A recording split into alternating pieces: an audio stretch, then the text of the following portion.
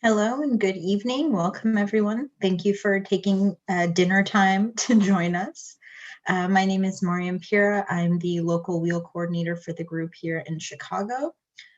I'm joined by colleagues from Common Weal magazine and our friends at the Bernardin Center. Thank you so much for joining us. We love seeing so many faces. So before we get started for the evening, just a couple of housekeeping rules as folks are coming in from the chat, from the waiting room. First of all, your mics will be muted during the program. This is just our way of making sure that there isn't feedback or background noise while the program itself is going on. So thank you for allowing us to put together as streamlined a program as possible. Second piece is we do want you engaging. We love hearing from you. So please feel free to use the chat, ask questions, make comments, post links to resources or books or quotes or prayer, whatever you think might be of interest or relevance. We're happy to see them. And then at the end of the program, when we get to the Q&A, we will ask you if you're able to put your video on, because it's just nicer to be able to engage as close to face as we can accomplish in 2021. And just so you all know, when we get to the Q&A part of the program, that will not be recorded, but we'll have more instructions when we get there. Okay. And with that, I'm going to go ahead and introduce our panelists for tonight's event, sort of a reunion from a year ago.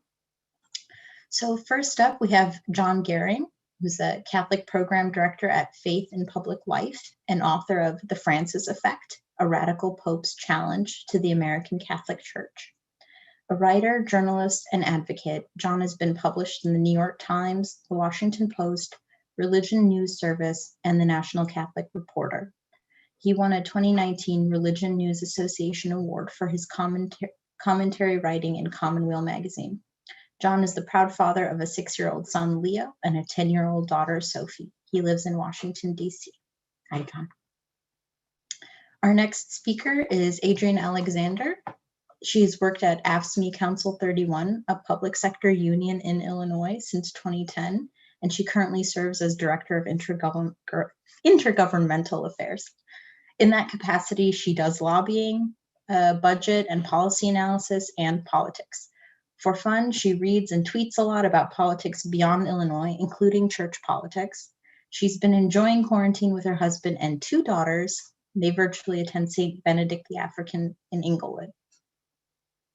Next is sort of our newcomer to our gang for tonight's event. We have David, who's the lay ecclesial minister in the Archdiocese of Chicago, and he's served for 21 years. He holds a Master of Divinity from Loyola University and currently works at as the Pastoral Associate for St. Andrew Parish in Lakeview, where he focuses on family catechetical models and evangelization. I can't speak tonight, you all. It's been a long day already.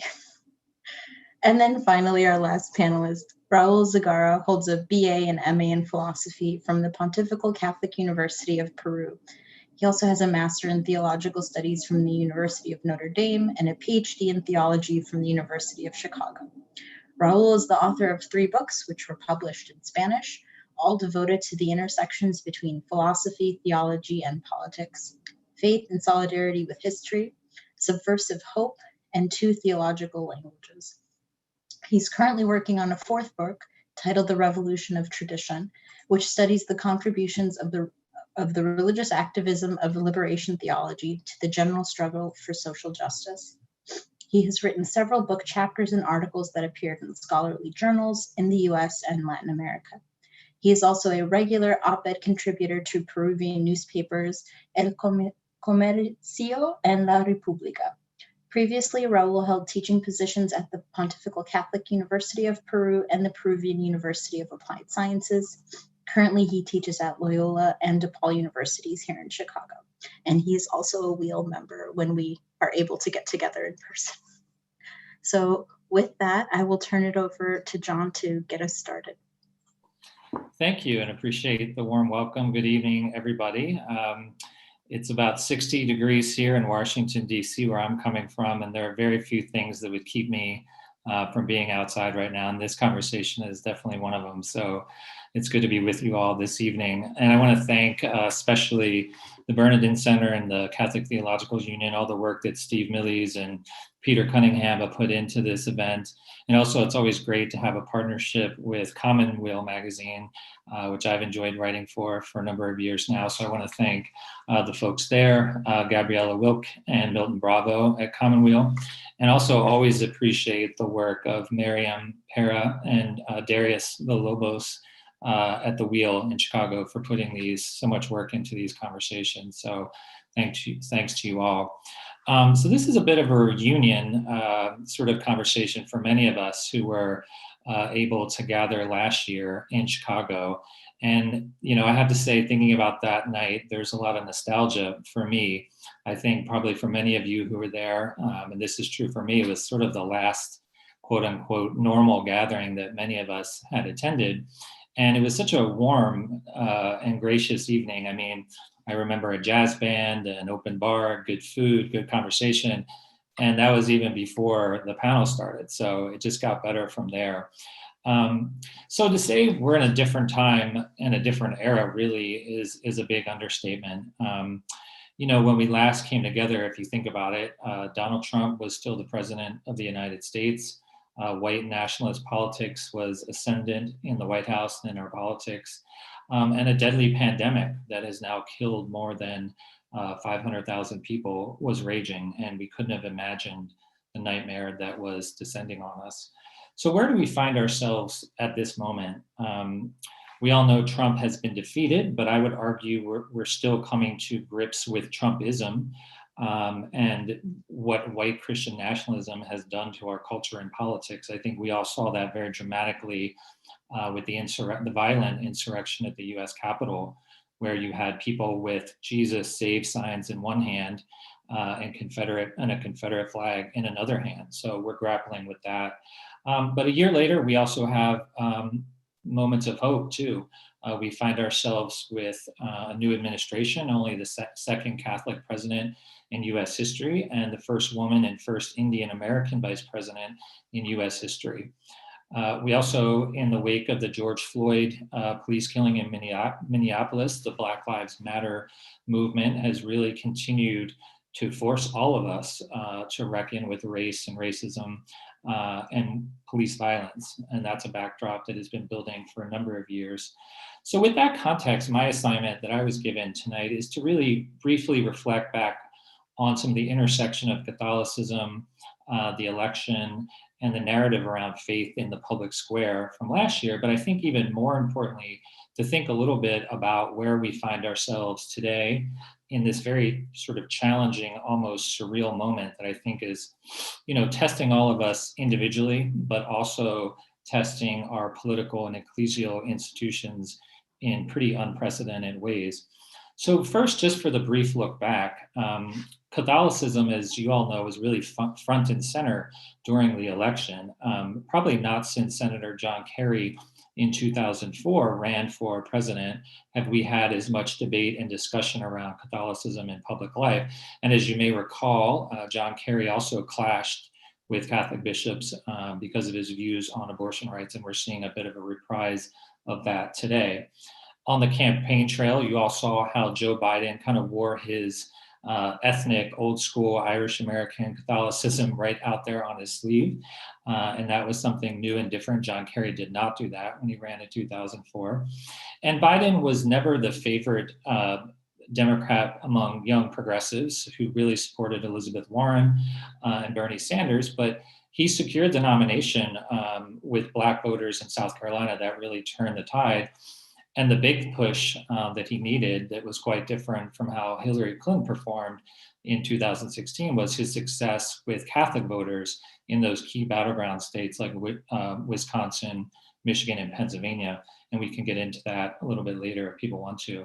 I would argue that despite Trump's sort of weaker performance among white Catholics, the fact that more than half of white Catholics did still vote for Donald Trump, despite the president's sort of very consistent nativism, racism, misogyny, really does require a reckoning with what it means to be a pro-life Catholic and what it means to be a faithful Catholic citizen in our country. I think we still have not come to terms with that.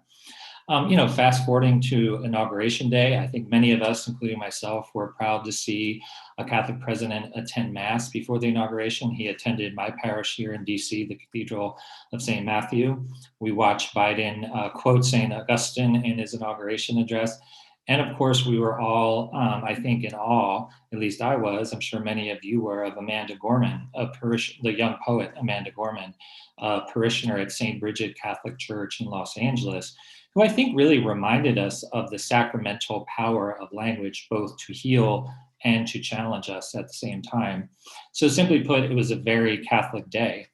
But even as President Biden was giving his address, the U.S. Conference of Catholic Bishops was sort of pushing back very strongly. I'm sure many of you saw the statement from Archbishop Jose Gomez of Los Angeles, the president of the Bishops' Conference, really challenging the president and talking about how the president's support for abortion rights advances moral evils and threatens the human dignity of life. Now, to be clear, I don't expect our church leaders to remain silent when it comes to the new administration's position on abortion. But I do think when you see someone like Archbishop Naumann, who leads the pro-life committee at the Bishops' Conference, basically say that Joe Biden should stop calling himself a Catholic, I really think that's a form of pastoral malpractice that does very little to change hearts and minds on this issue. I would also say, there is an effective way to express sincere disagreement with President Biden on abortion without burning bridges to the White House and without alienating many Catholics who I think are proud that this president has demonstrated that his faith is not only central to his sort of personal identity, but also his policies and his commitment to the common good. I think, Pope Francis has modeled that. Bishops like Cardinal Gregory here in Washington, D.C. have modeled that. One thing I think is really intriguing, and I hope we can get into it in this conversation, is a few weeks ago, many of you may have seen this, that the Wall Street Journal had a really interesting article, and it was written by their Vatican correspondent. And the headline was, "Can Catholic Social Teaching Unite a Divided America?" Now, for those of us who spend too much time on Twitter, and you know who you are, and I'm among that crowd, and for those of us who write about faith and public life and the Catholic Church and politics, I think it's easy to respond to that question with a bit of a deep angsty sigh, to be honest with you. Catholic social teaching is so frequently weaponized in our culture and political wars that it's hard to sometimes be optimistic about it. But having sort of given my own sort of skepticism about the limits of Catholic social teaching, given the political and media echo chambers that we all live in, I do think that there's real power there. I think our teachings offer us a really unique framework, right? If you think about it, Catholic social teaching is not an either or binary tradition. It's a both and tradition. And I think that can be a really helpful tool right now. As Catholics, we talk about rights and responsibilities. We talk about the immigrant child at the border and the unborn life in the womb. We talk about subsidiarity and solidarity, the essential role of government and the importance of local civic institutions. So I think, really our church's commitment to the common good, which is, not an abstract meet in the middle faux unity, but really a powerful and quite radical concept, can really help us at this moment. And what a great time to revive the concept of the common good. We're facing a global pandemic that requires us to work together. Literally, our life and health depend on our recommitment to the common good. I think we've seen how the ideologies of extreme individualism and libertarianism have really been exposed for what they are, which is a form of social Darwinism that has really nothing to do with authentic Christianity. I also think that Catholic social teaching offers us, a bit of a framework to help interrogate unjust social systems. Individuals act unjustly, but institutions do as well. And I think we can draw some wisdom from that. Pope Francis in Fratelli Tutti reminds us that if we simply return to the economic and political status quo after this pandemic, we will have really wasted an opportunity to rethink and reimagine our institutions. You know, he calls for a new kind of politics, which is something we could discuss among the panel. I want to end with more of a sort of question or two that I'm grappling with that I don't really have easy answers for, because I admit to struggling with these issues. But, you know, many of us have friends, families, neighbors who voted for Donald Trump. And, you know, they continue, these people that we love, to support a president who really did double down on racism and nativism. And so I think one question that I'm grappling with is, how do we speak truth to power and challenge those who would enable the worst of Trumpism to still flourish, while at the same time having a big enough heart and a capacity to listen and understand those who disagree with us? I don't have the answer to that question, but I think it's an important question for the panel and one that we might grapple with.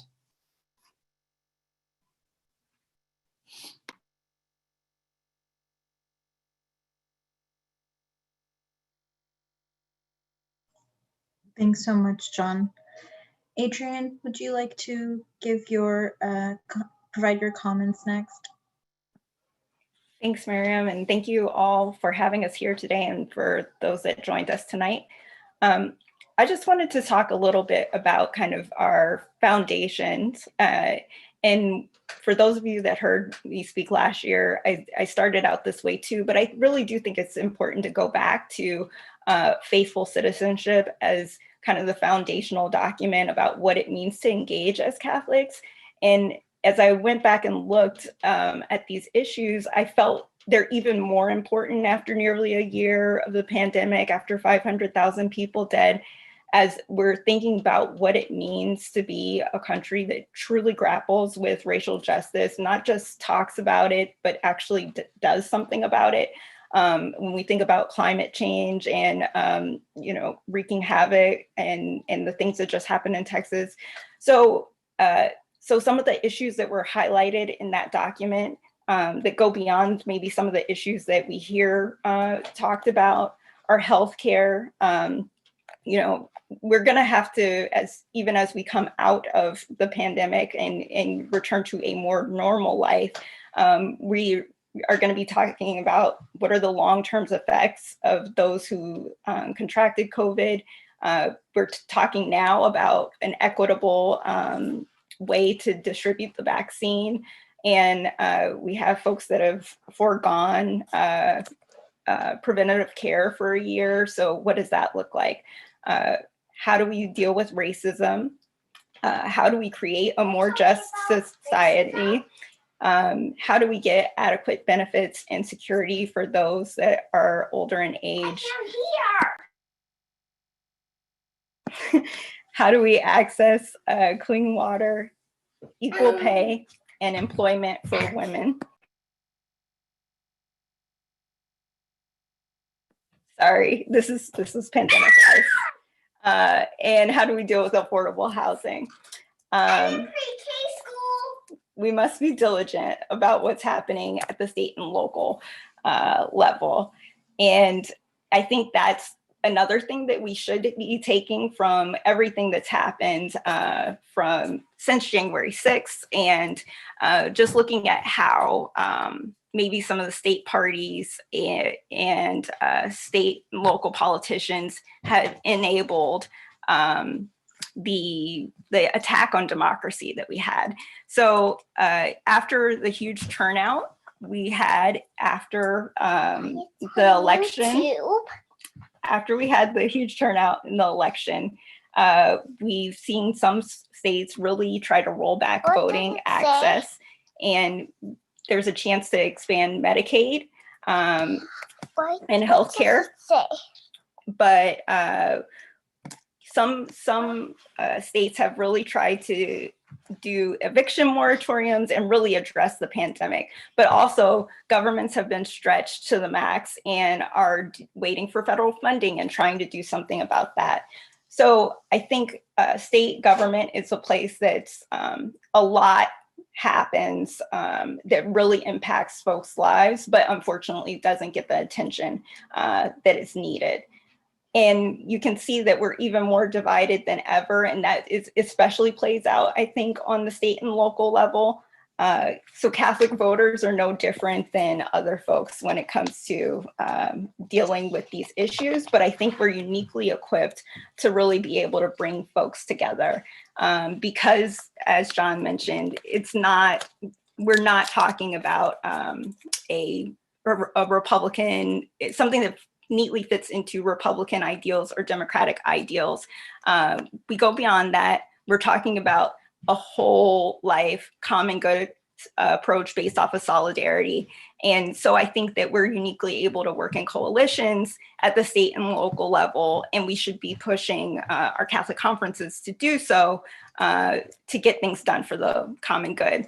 I was going back and looking at my notes from last year, and it stuck out to me that John said that democracy was really fragile. We really couldn't have guessed just how prophetic John was in that moment. So I think that one of the things that is really incumbent on us to do is not just vote in local elections, but also just to be extremely engaged, to be connected to people, to challenge misinformation, and to have those hard conversations. But not only in the political sphere, it's also about what are we doing in our families? What are we doing in the workplace? So I think that it's hard to figure out the way you really want to do that. And obviously, I think that our own parish life is an important way to do it. But that too is challenging in the pandemic era. I know my own parish is still virtual. Why it's not on Facebook? But I think that it's important to really engage in the church and in the Catholic conference, in addition to the political sphere. Thank you, and I appreciate everyone's understanding. Thanks, Adrian. Thanks, Kari. It's good to see you. So, David, I'm sorry you have the fun task of having to follow up Kari. I was just thinking how much I love it, Adrian, because growing up as a Catholic in my Catholic parish, it was all about family and family being together, and it just makes me seeing everyone's comments and seeing your daughter there. It's just so heartwarming. So thank you, and thank you for everyone being here. Thank you for John and my fellow panelists as we enter in this conversation tonight. My contribution to the conversation tonight, it comes from my experience of working as a minister in a Catholic parish, a lay minister, sometimes in youth ministry, sometimes in catechetical ministry for adults and for children. And I've done that for 20 years. And I've had a variety of experiences. I've worked in parishes where it was inconceivable how you could be Catholic and be a Democrat. And I've also worked in parishes where it was inconceivable how you could be Catholic and be a Republican. So I've had to kind of learn how to exist in this milieu, and I've also had to learn how to affect change within this context, applying the best that I can to either situation.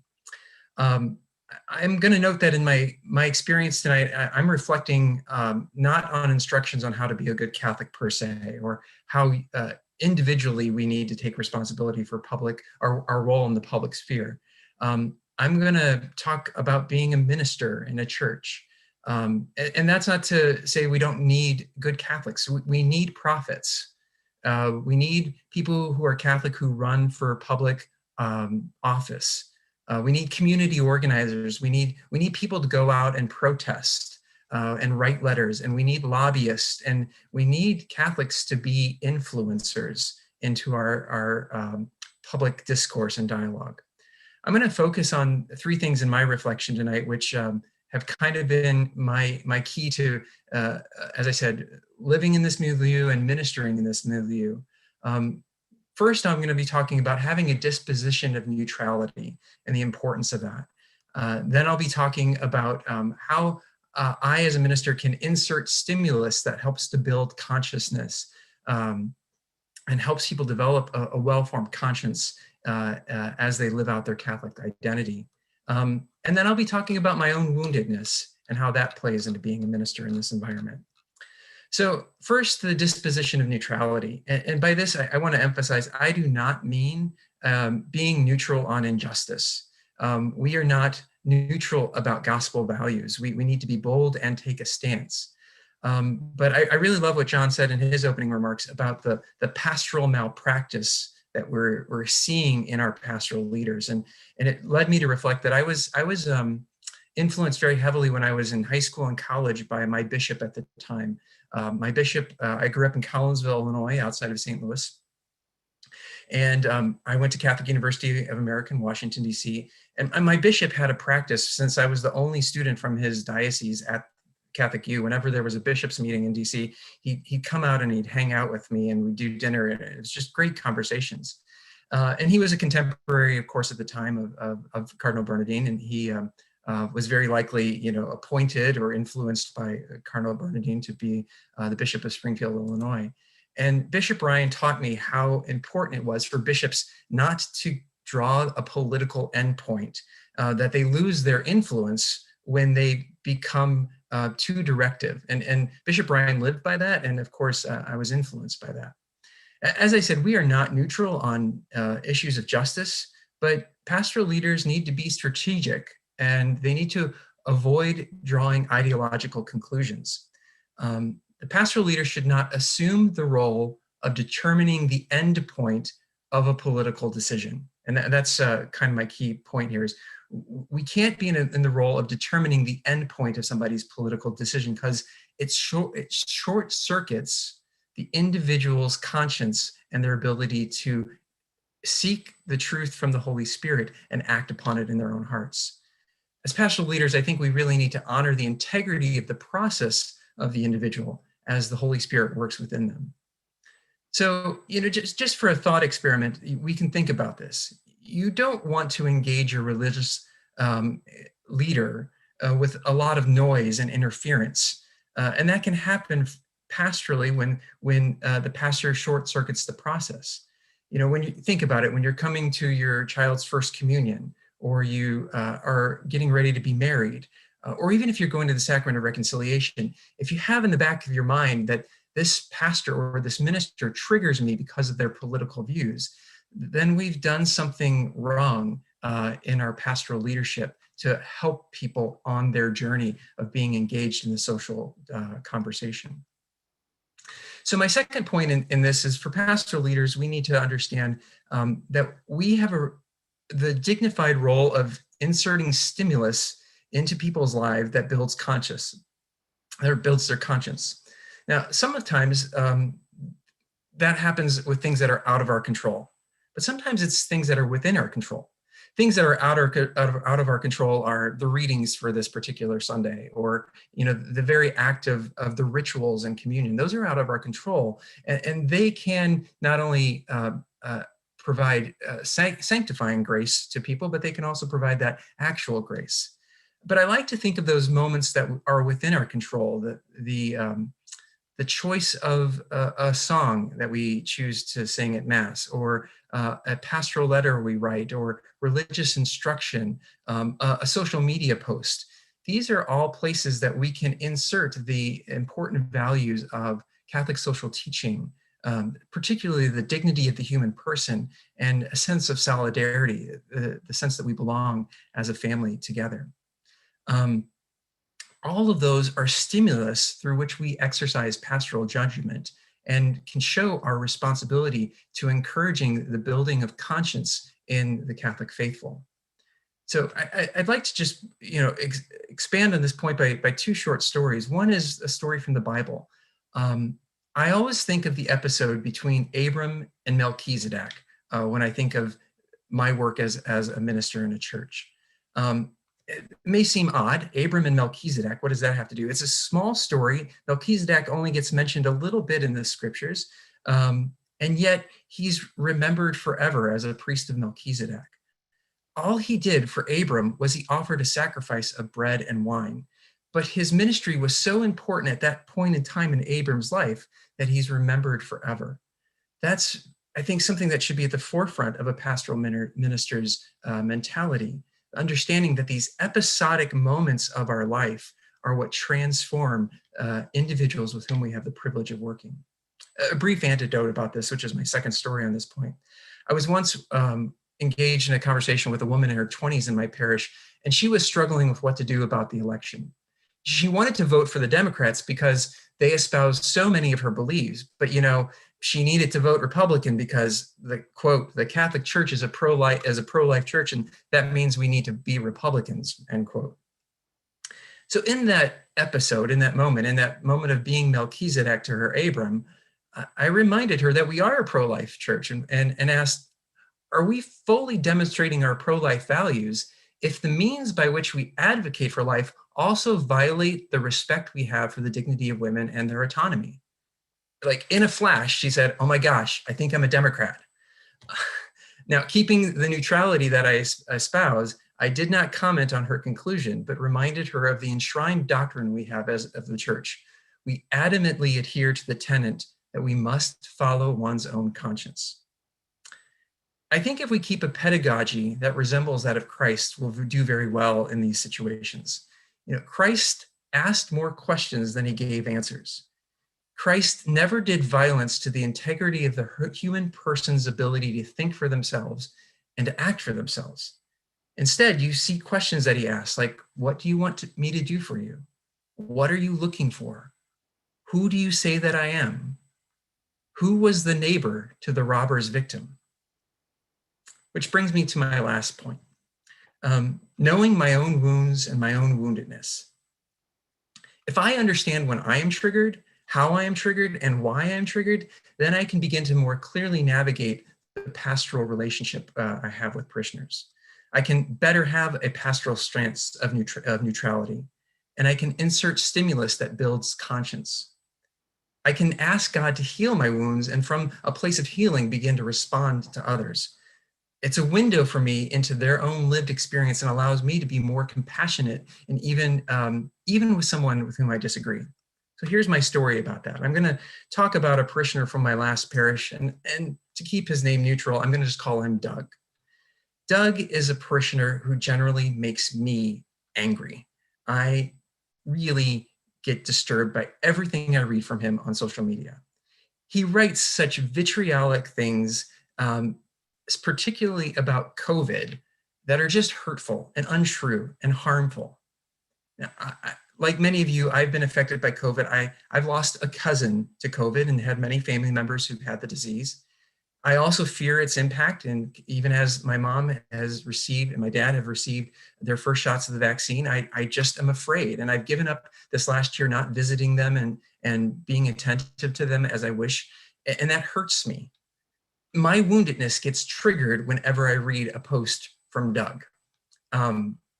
It reminds me of my loss and my pain. And sometimes I have to make the decision, I just can't read his stuff anymore. And that's okay. But knowing my own pain, I actually read a little bit further into Doug's social media posts. In a very short space amidst a sea of his comments, Doug wrote that during this past year, he lost his mother to COVID. He wasn't allowed in the hospital, and he didn't understand why. And he resents a government which kept him out of being with his mother. He resents health officials who denied him the precious chance of being able to say goodbye to his dying mother, to say that he loved her, to comfort her. In short, Doug is hurting. And by judging Doug on the end point of his political decisions, I miss the human that is behind those decisions. His way of resolving the pain that he's feeling is very different than mine, but his story serves as a framework for me in viewing the points that I've made thus far in my contribution tonight. For the pastoral minister, neutrality is important. We offer stimulus that guides people on a journey to be more informed about having a conscience with which they can act. But we need to be very careful not to project our own pain. We don't want to transfer our pain, but rather to transform it. And through the transformation of our wounds, we can identify with others' pains and accompany them in their own transformation. That's what I wish to contribute tonight, and I thank you for the time to do that. Thank you, David. That was incredibly thought-provoking. I appreciate that. Okay, Raul, you are next on our docket. Thank you. We have over 300 people. This never happens in academic conferences. It's amazing. Thank you all for coming and for organizing, Steve, Peter, and all of you. So let me quickly move to my brief presentation. I have given it the title, The Marginal Becomes Mainstream. But for this to make sense, let me quickly return to some of the points I made last year in our first gathering. Last year, prompted by John Mayer's monumental series on the historical Jesus, a marginal Jew, I wonder if there is such a thing as a marginal Catholic. I suggested that a good way to address this issue was paying attention to the election results, then the 2018 midterms, in order to reconsider if we can even talk about something like the Catholic vote. My conclusion, based on the data gathered by Pew Research, was that such label was misleading. Catholics do not vote as a bloc. Further, Catholics do not seem to vote based on Catholic official teachings in any decisive way. This was clear in 2018, but preliminary data gathered by Gallup from the 2020 general election does not seem to point in a different direction. Catholics are divided along party lines on some Catholic issues: abortion, assistance to the poor, immigration, etc. However, there's one area that seems somewhat surprising: same-sex marriage. A majority of Catholic Republicans, 59%, support it. Catholic Democrats favor it for an even larger margin, 76%. This suggests that Catholics are making choices with great individual agency and autonomy. Often, this keeps Catholics divided by party lines. However, on same-sex marriage, there seems to be ample consensus among conservative and progressive Catholics. The great majority disagrees with the teachings of the Church in this area. What is this telling us about Catholicism today? Here's where I want to return to the idea of a marginal Catholic. I would argue that this suggests that many Catholics have chosen to be at the margins of the official teaching of the Church, following their own conscience instead. When the Catholics make some of their everyday choices, among which the political decisions are our concern tonight, they seem to claim their autonomy before claiming their Catholic identity. In other words, a significant number of Catholics appear to be fine living on the margins of Catholicism. Many of them, especially but not only progressive Catholics, appear to be marginal Catholics, deviant, dissident, certainly not mainstream. But arguably, this just changed a lot, in fact. Joe Biden is now president of the United States, only the second Catholic, but actually the first for whom the Catholic faith appears to have significant bearing. Now, this is relevant because with Biden, a certain kind of Catholicism, what I have been calling marginal Catholicism, has taken central stage. In a way, it has become mainstream. Biden's is what some commentators and scholars call liberal Catholicism, or the Catholic left. What is especially relevant about liberal Catholicism, or more generally, the religious left? In a nutshell, that it reaches liberal conclusions from religious premises. Put differently, this means that liberal Catholics often support principles like social welfare, racial justice, reproductive rights, and gender equality, among others, based on theological reasoning that comes from the Catholic tradition. Of course, this is not new.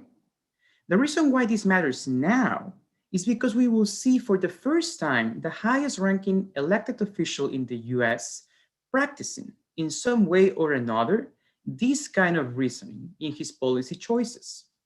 We will see a person who claims for himself the Catholic identity advocating in the most public possible way for policies that may challenge official teachings of the church in one way or another. This is why I argue that the marginal has become mainstream. Paying attention to the theological reasoning of progressive Catholicism, therefore, could be essential for the renewal of this faith tradition. But it's not only a matter of good advertisement for progressive Catholics. I would like to argue that this is good and healthy for American democracy. In his excellent book, The Religious Left and Church-State Relations, constitutional scholar Stephen Schriffen makes the same point, that despite what some portions of the secular left would like to see, the democratic process is permanently shaped by religious commitments and religious reasoning. Millions, literally, vote their faith, think about their voting decisions through theological reasoning, and so on. Yet, despite the fairly similar size of their constituencies, religious reasoning in the public sphere seems to be co-opted by the religious right, whereas the religious left appears to be more quiet. And this may give the impression to many, wrongly so I would argue, that the only way to be religious, particularly Christian, is to be conservative and Republican-leaning. But of course, this is not the case and doesn't have to be the case. The election of Biden, or for that matter of Senator Raphael Warnock, brings to the fore an alternative type of religious affiliation and practice. Further, their election makes the case for many religious people who feel marginalized due to their progressive politics. They are saying to them, you can be Christian and progressive, full stop. Now, none of this suggests that there is anything inherently wrong with the religious right or Christian or Catholic conservatives. Not at all. It is equally healthy for democracy to listen to the voices of and the arguments of those who oppose abortion, gay marriage, and the like for religious reasons. But the advantage of having people like Biden or Warnock in such public positions of power is that they remind us that other options are possible. Moreover, they remind us with their democratic conservative counterparts that the democratic process precisely should be where we draw the line, which in turn means that both forces must oppose as strongly as possible Christian nationalism, white Christian nationalism in all its forms. The advantage of the religious left that Biden and Warnock represent is that it can establish alliances with the secular left to advance the cause of social justice without denying the importance of faith in public life, something not uncommon among secular progressives. Let me conclude with this. In a time of emerging new forms of racism and white supremacy, reckoning with long-standing abuses against women and children, a global pandemic that has aggravated our already existing deep inequalities, and lastly, a time in which democracy itself was under assault, religious leaders have a great responsibility in the common will. They can stand on the side of those fighting for justice and democracy, or they can remain silent. The context is ripe. The marginal has become mainstream. What will they choose? Thank you. Thank you, Raul. Thank you to all of our panelists. We're going to be moving shortly into Q&A. Thank you, everybody, for a really active chat feed. I've been trying to keep up with you all and stay attentive to our speakers. So one of the first things that has come up, and a couple of people sort of alluded to it in some comments, was this idea that it's not so much that people were actively voting